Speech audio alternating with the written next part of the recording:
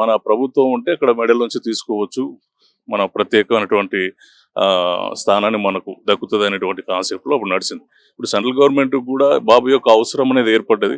దాంతో వాళ్ళు కొంతవరకు కొన్ని నిధులు ఇస్తున్నామని చెప్పేసి చెప్పడం జరిగింది. అది ఇంప్లిమెంటేషన్లో మాత్రం అది ఇంకా పూర్తిగా అవుతున్నట్టుగా కనిపిస్తలేదు. బట్ అది ఏదైనా కూడా అది కంప్లీట్గా ఎప్పటికి అవుతుంది ఏంటి అనేది ఇట్స్ టైం టేకింగ్. అది కూడా కొంతవరకు అబ్జర్వ్ చేయాల్సి ఉంటుంది.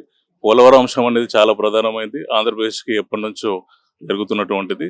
ఇప్పుడు కొత్తగా ఇప్పుడు తెలంగాణ ప్రభుత్వానికి ఆంధ్రప్రదేశ్ ప్రభుత్వానికి రెండింటి మధ్యలో కూడా ఇప్పుడు ఈ కొత్త ప్రాజెక్టు విషయంలో కూడా ఒక వివాదం అయితే నడుస్తూ ఉంది. దాన్ని కూర్చొని ఇటు ఉన్నటువంటి రేవంత్ రెడ్డి గారు అటు చంద్రబాబు గారు కూర్చొని మాట్లాడుకొని సాల్వ్ చేసుకుంటామనేటువంటిది అయితే ధోరణి కనిపిస్తూ ఉంది. ఓకే, ఇక్కడ ఉన్నటువంటి ప్రతిపక్ష పార్టీలు మాట్లాడుతున్నప్పటికీ కూడా వాళ్ళిద్దరు ఇట్లాగా గురు శిష్యులే కాబట్టి ఏదో రకంగా దాన్ని సర్దుకుపోయి చేసుకునేటువంటి అవకాశాలు ఎక్కువ కనిపిస్తూ ఉన్నాయి.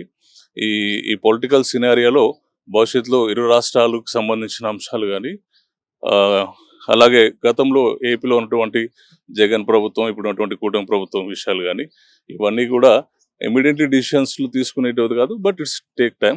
భవిష్యత్తులో మంచి జరగాలి. ఏదేమైనా అల్టిమేట్గా పబ్లిక్కి బాగా జరగాలి, ప్రజలకు మంచి జరగాలి, రాష్ట్రాలు అనేది అభివృద్ధి కావాలనేది మనం కోరుకోవాలి. దట్ ఇస్ సమయం. జగన్ గారు పరామర్శకు వచ్చారు. ఒక అతను బండి కింద ఇదైంది కదా, జగన్ గారికి ఏమైనా ఎఫెక్ట్ పడే అవకాశం ఉందా? జైలుకి వెళ్ళే అవకాశం? అది న్యాయస్థానాలు నిర్ణయిస్తాయండి. దాని మీద మనం ఈజీగా ఒక మాట అనేసి ఊరుకోలేము. ఎందుకంటే పబ్లిక్ ఈవెంట్స్లలో చాలా ఇది ఒకటే ఫస్ట్ ఇన్సిడెంట్స్ కాదు, బట్ ఇది లాస్ట్ కూడా కాకపోవచ్చు. భవిష్యత్తులో కూడా జరుగుతూ ఉంటాయి. క్రౌడ్ అనేది హెవీగా ఉంది. దాంతో ఆ ఇన్సిడెంట్ అనేది జరిగింది. అది ఎవరికి జరిగినా కూడా అది చాలా బాధాకరమైన విషయం. వాళ్ళ కుటుంబం అంతా కూడా సఫర్ అవుతూ ఉంటుంది. అది జరగాల్సిన ఇన్సిడెంట్ కాదు, బ్యాడ్ లక్ జరిగింది.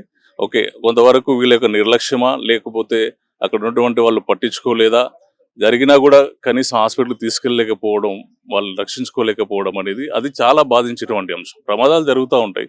బట్ జరిగినప్పుడు ఇన్సిడెంట్ని ఇమీడియట్లీ రెస్పాండ్ అయ్యి అక్కడ ఉన్నటువంటి వ్యక్తులు ఎవరైనా సరే హాస్పిటల్కి తీసుకెళ్ళి ఉంటే అక్కడ ఉన్నటువంటి పోలీస్ ఆఫీసర్లే కానీ లేదంటే కార్యకర్తలే కానీ ఇంకెవరైనా కూడా ఆ చిన్న పని చేసి ఉంటే పాపం ఆయన బతుకుండేవాడు అనేది అందరు చెప్తున్నటువంటి మాట.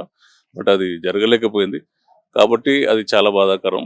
దానివల్ల కోర్టులు న్యాయస్థానం ఎలా వ్యవహరిస్తుంది, వాళ్ళు ఏ నిర్ణయం తీసుకుంటారు అనేది మనం వేచి చూడాలి.